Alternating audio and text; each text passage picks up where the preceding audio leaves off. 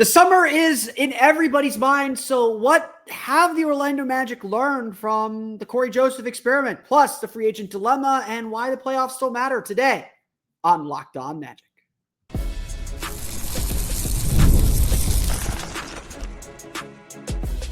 You are Locked On Magic, your daily Orlando Magic podcast, part of the Locked On Podcast Network, your team every day.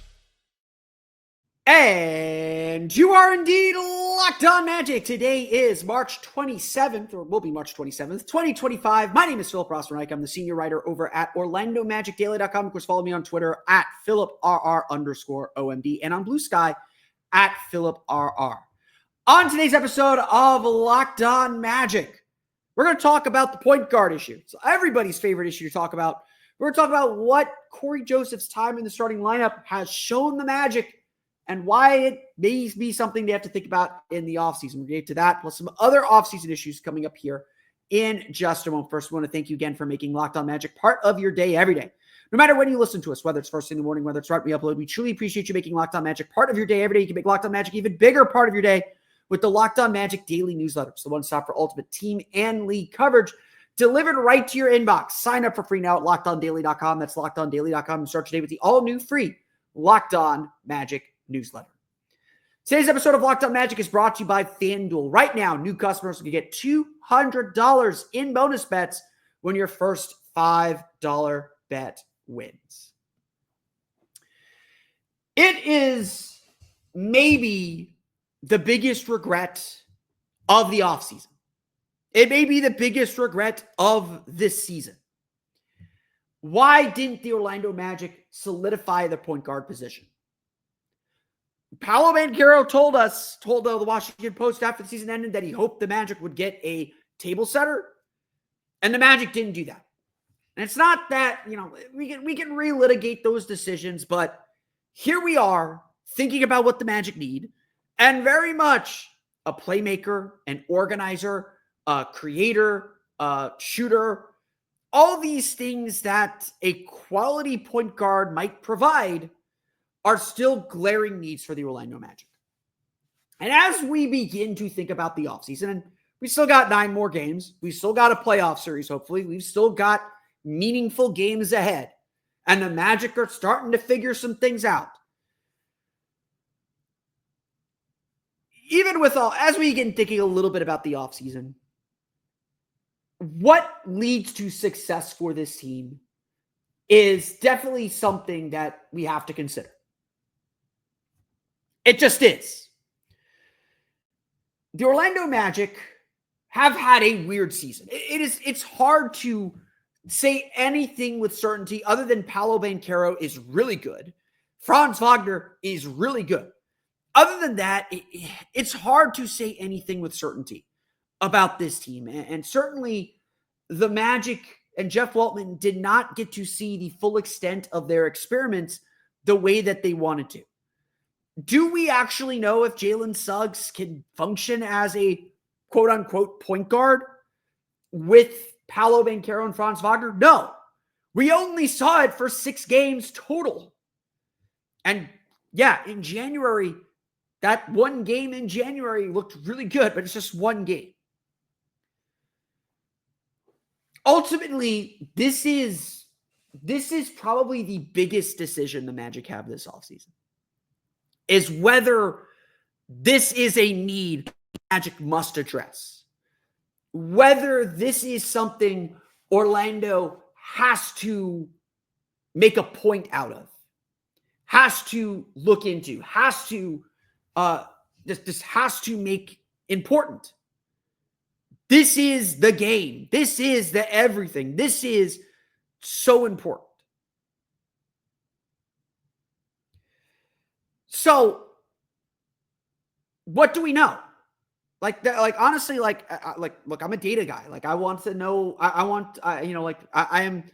will admit I am more conservative minded when it comes to big moves. You need to convince me something needs to be done, and I look to data, and there is data to tell us a point guard, or a guard with the skills of a point guard, does make a difference. Since the All-Star break, the Magic's most used lineup is their starting lineup. Cole Anthony, Kentavious Caldwell-Pope, Franz Wagner, Paolo Banchero, Wendell Carter. In 158 minutes, that group has a 119.4 offensive rating and a 100.0 defensive rating. There is something that works there with Cole Anthony as the point guard. The current starting lineup of Cory Joseph, Kentavious Caldwell-Pope, Franz Wagner, Paolo Banchero, Wendell Carter in 99 minutes has a 121.2 offensive rating and a 109.9 defensive rating. Again, elite defense, pretty good offense with Cory Joseph as the point guard. The Magic's next lineup with Anthony Black as the point guard in 20 minutes, only a 90.7 offensive rating, 93.6 defensive rating. To me, what this says is that, yes, a point guard, an organizer means something. But more than that, shooting means something. An offensive threat means something. Pace means something. The Magic have a 97.01 pace with Cory Joseph as the starter, 96.9 with Cole. Still pretty slow, but they're trying to get going a little bit more. Again, like, this is the debate. Now that Kentavious Caldwell-Pope, and this is all since the All-Star break, I should add. Now that Kentavious Caldwell-Pope is starting to shoot the ball the way that we expected him to shoot the ball, we can see what that floor spacing does. We can see what that organization does and how much that can boost the offense. Is it then shooting the issue? Or is it then the point guard is the issue? The organizer is the issue? My hypothesis would be that when everyone's healthy, because Paolo and Franz are such quality playmakers and decision makers, the shooting is more important. Remember, before Paolo's injury, Jalen Suggs was shooting better than 45% on catch and shoot threes on like 6 attempts per game. He was running and feeding off of those kickouts. And again, small sample, 5 games, not enough to like draw massive conclusions, but a huge step up in his shooting that got dulled as the Magic got hit with injuries. So I would argue the Magic's point guard problem isn't an issue when they're healthy. When they're healthy, they have enough playmaking, organizing, and shooting to be successful. When they face the kind of injuries that they faced this year, that's when the organization got plummeted. That's when they needed someone who could organize and get the team into sets and get the ball into the right hands, get the team moving faster and quicker. Ultimately, this is the challenge, and this is the debate, and we will have this debate when we get to May. This is the debate. Can the Magic operate without a traditional point guard? Or do they actually need one? And look, there are arguments on both sides. And because Jalen Suggs only played 35 games and only 6 games with Paolo Banchero and Franz Wagner, I don't know if we can say anything definitively. At the end of the day, it comes down to how much you believe in Jalen Suggs. Does Jalen Suggs need to be the 3-and-D role that Kentavious Caldwell-Pope currently occupies? Or can he be the point guard? Because now the Magic do have evidence of how much even a point guard like Cory Joseph helps. The Magic, again, have been killing it since Cory Joseph entered the starting lineup. And look, Cory Joseph has played well. I don't want to take anything away from him, and the Magic have limited his minutes. They're not playing him 35 minutes a game. He's helped. There's a test case now. We can see the value of this position, of this type of player. So go get a better version of that. Go find a player who can do those skills at a higher level and can defend.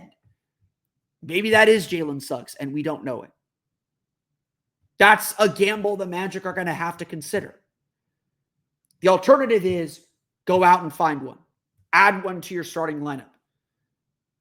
There's proof now of how valuable that can be. The question is, where do the Magic go from there? We're doing a little bit of a free agency preview. The NBA came out and said that the salary cap will indeed increase by 10%. So what does that mean for the Magic? Beginning to talk about what being a tax team means. We'll get to that coming up here in just a moment.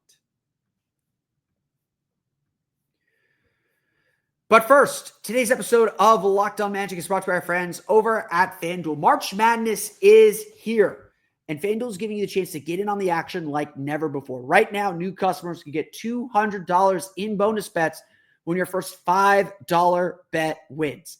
That's $200 extra bucks to use on everything from buzzer beaters to Cinderella stories and even who's cutting down the nets. Even though there weren't a lot of upsets in that first weekend, there are still plenty of action to come as the tournament continues, as March Madness continues Thursday with the first two regional semifinal games. With tournament games happening every day this weekend, there's always something exciting to bet on, and the FanDuel app is simple to use, and when you win, you get paid instantly, no waiting around. So visit FanDuel.com and get in on the college hoops action all tournament long.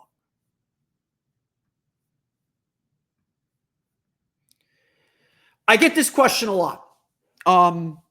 What can the Magic do this offseason? And, again, I am humoring you all. I'm giving you some offseason slop and some offseason content. We will get to the offseason. I'm sorry. I am very compartmentalized. I care about the offseason when we're in the offseason. Magic are in the middle of the playoff hunt. I'll scratch that itch in our third segment. But I get this question a lot, and so let's pause and answer. What can the Magic do this offseason? The answer is not much. I see a lot of Magic fans asking, like, oh, the Magic should go after this free agent or that free agent. I tell them, like, look, they don't have the money. It's just not a thing they can do. The way the Magic are situated, and look, the NBA, as expected, not announced, but it's been reported by ESPN that the NBA salary cap will increase by the maximum of 10% under the new CBA. They instituted smoothing. The salary cap can only increase by 10% each year. Anything else is carried over to the next year, up to that max of 10% again. It's going to increase by 10% for the foreseeable future. Next year is the first year of the new TV deal. As expected, huge boon for the league. Like, they double their TV money. Even though the Magic signed some very, very big contracts, no one should be very worried about the Magic's flexibility. Now, having said that, once Paolo Banchero signs his max extension, the Magic will become a first apron team starting not the 2026 season, but the 2027 season. So we're going to have to learn all the apron restrictions. We're going to have to learn all that. The time is coming. Simply, the Magic's time of free money is over. No more free money, no more free spending, no more of that. The Magic are now kind of locked into their contracts, and that's one of the reasons why the Magic did the summer that they did, was create these salary slots and create these salaries that they can move around to match, and they now have some big salaries to move. As things currently stand, the Magic have $175.2 million committed to next season. That does not take into account team options for Moe Wagner, Gary Harris, Cory Joseph, and Caleb Houston. If they decline all those options, the Magic would be $12.7 million under the anticipated $187.9 million tax threshold. So the Magic, and then obviously you sign your rookies. The Magic are essentially a tax team next year. Now, what does being a tax team mean? There are restrictions, but not many.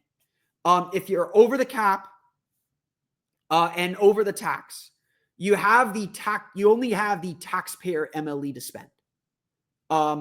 So taxpayer MLE is smaller than the full non-taxpayer MLE, which is $12.8 million.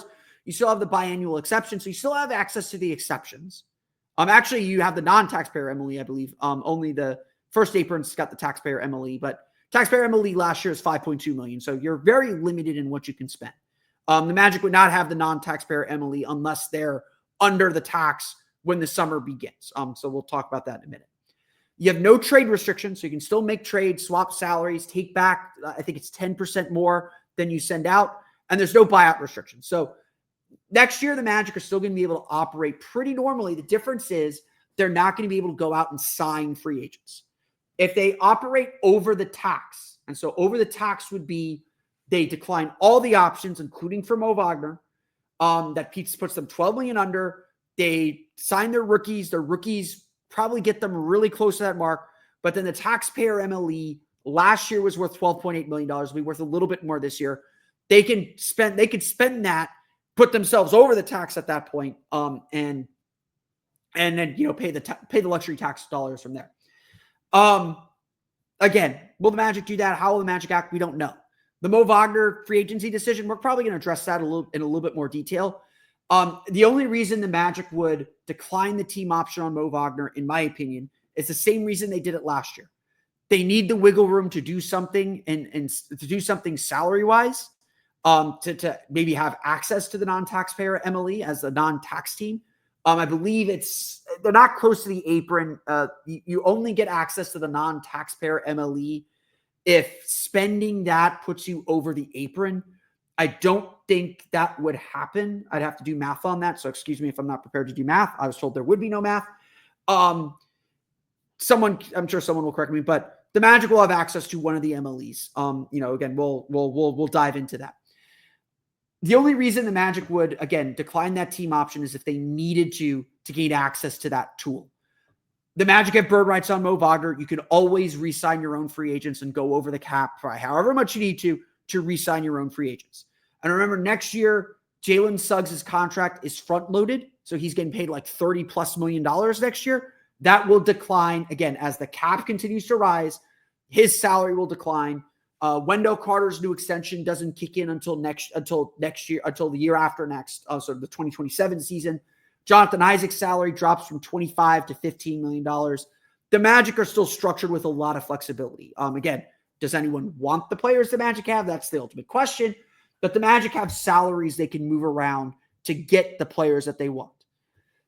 The Magic are going to essentially act this summer only in trades. If Jeff Weltman wants to improve this roster, he's going to have to make trades. And again, that's how things are done. Now, the Magic can do sign-in trades, but the way sign-in trades work, it's not like, oh, I'm going to sign this player and absorb them into my salary or trade equal value. Essentially, sign-in trades only work and can only be performed if you're trading away enough salary to create the cap room to sign that player. So, for instance, in a sign-in trade situation, you sign and trade a player, you trade away, like let's say you have $5 million of cap room and you're trying to sign a player for $12 million.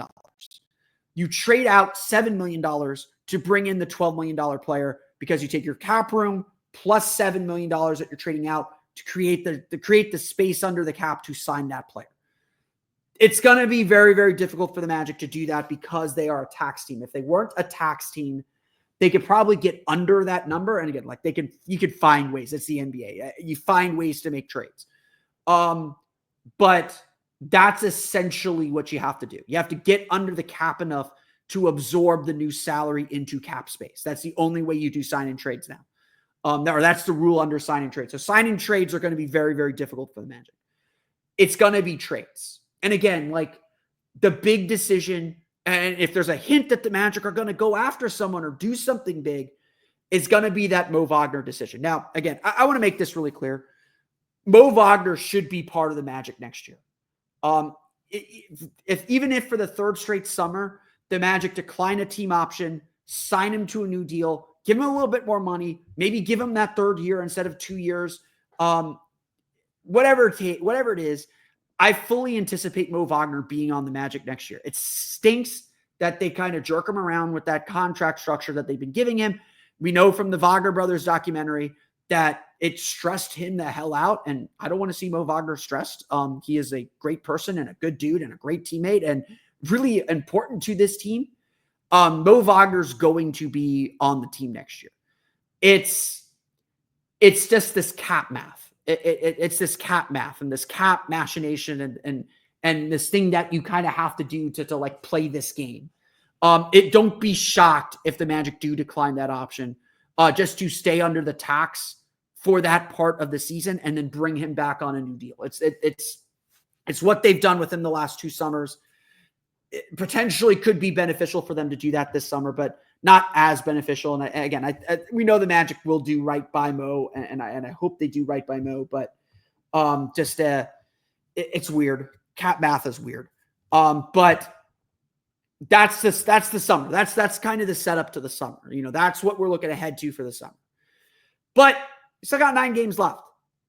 And I think these 9 games are as important as anything else. Why the playoffs still matter for the Orlando Magic beyond just winning is good. We'll get to that coming up here in just a moment.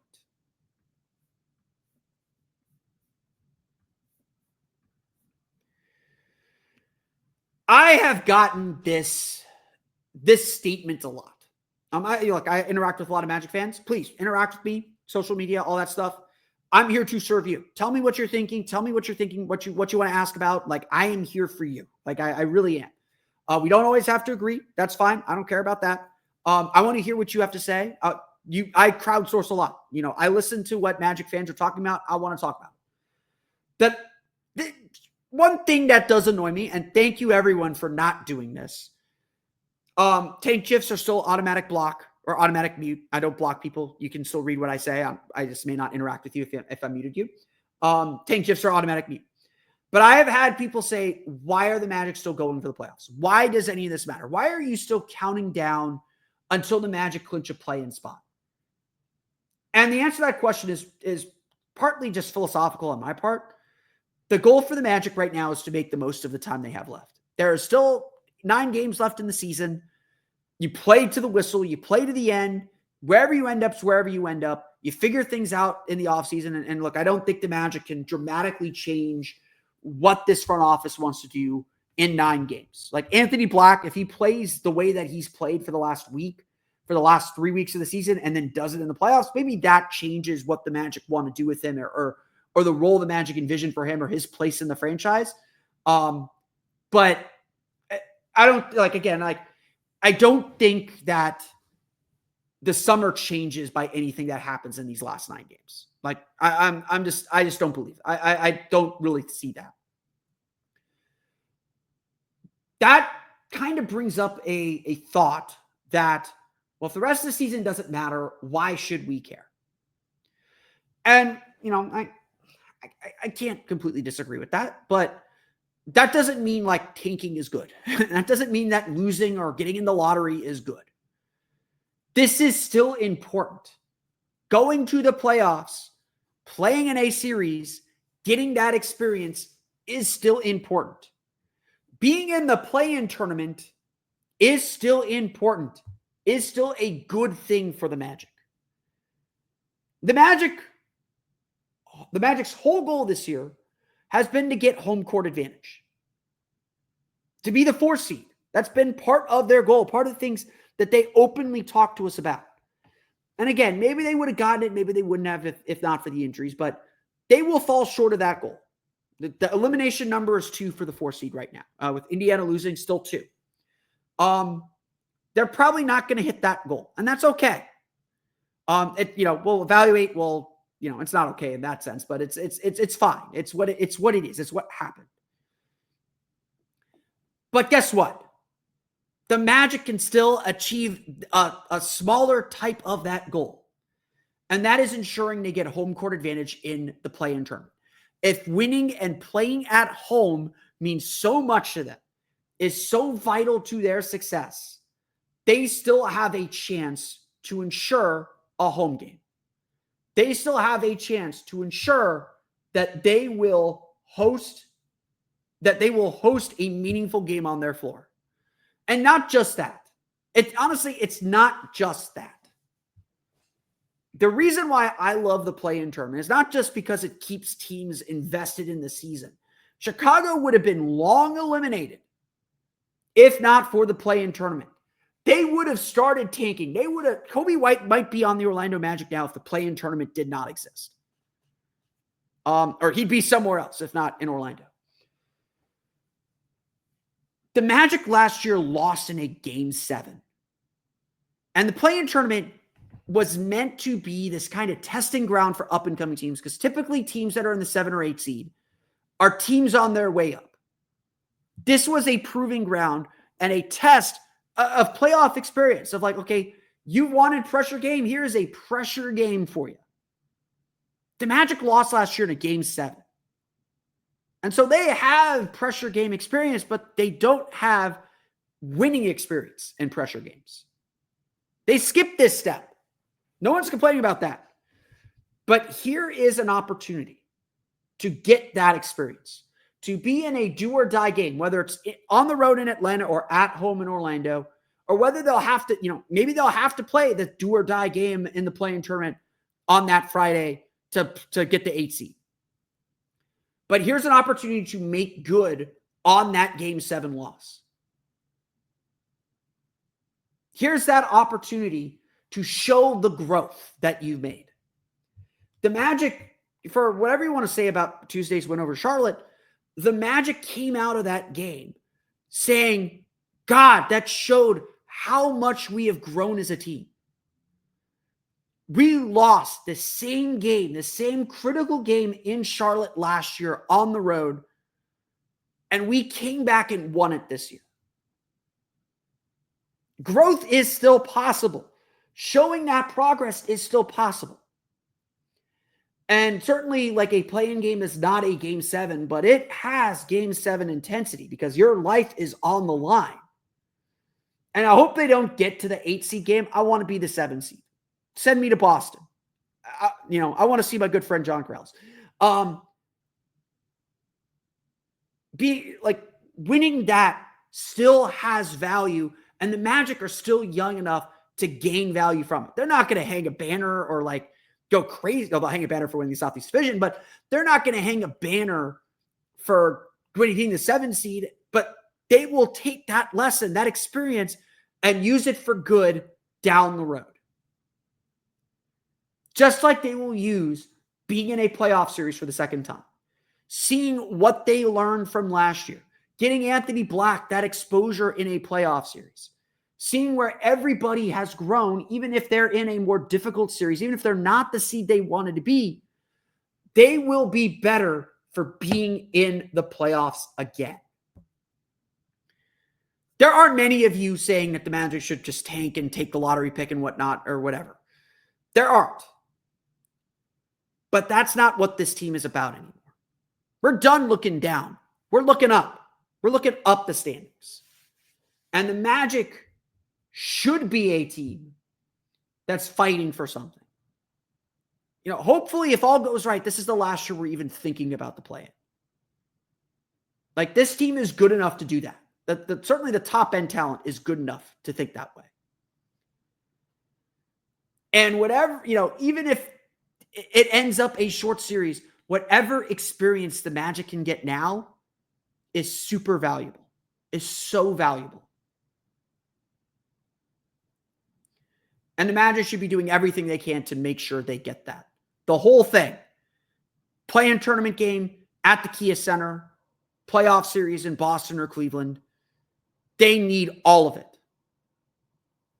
If we're going to gain something from what we have left, that's the goal. That's the goal. There's nothing else to fight for. That's the goal.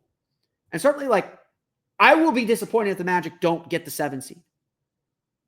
Not just because I have to figure out how to extend my flight, and stay in Atlanta for a few days. They are good enough. They are better than the Hawks. I expect them to win both those games, to be perfectly honest. They are better than the Hawks. They have to prove it, but I don't see a reason why we shouldn't think that way. So those are the goals for the last 9 games. Beat Atlanta. Beat them twice. End the debate. Beat them a third time to get the 7 seed. Beat them on your home floor in that critical game. It all still matters in the end. I want to thank you all again for listening to today's episode of Locked On Magic. Of course, find me on Twitter at @PhilipRR_OMD. Find me on Blue Sky at PhilipRR. You can subscribe to the podcast on Apple Podcasts, Stitcher, TuneIn, Himmel, Google Play, Spotify, Odyssey, and all of them sell podcasts to your podcast enabling device. You can find us as well on Instagram at Locked On Magic and on Twitter at Locked On Magic. You can also subscribe to us on YouTube. Search for Locked On Magic. For the latest on the Orlando Magic, be sure to check out OrlandoMagicDaily.com. You can find us there on Twitter at OMagicDaily. And for even more Orlando Magic content, be sure to check out my Patreon page, the Orlando Magic Hub, at patreon.com/Orlando Magic Hub. As always, thank you for your support. As if all that's not enough, you can check out the Locked On Magic Daily Newsletter, the one-stop for ultimate team and league coverage delivered right to your inbox. Sign up for free now at LockedOnDaily.com. That's LockedOnDaily.com. And start your day with the all-new free Locked On Magic newsletter. That's going to do it for me today, though. I want to thank you all again for listening to today's episode of Locked On Magic. On tomorrow's episode, we'll recap the Magic's game against the Dallas Mavericks. Until then, for Orlando Magic Daily and Locked On Magic, this has been Phil Rossman-Reich. We'll see you all again next time for another episode of Locked On Magic.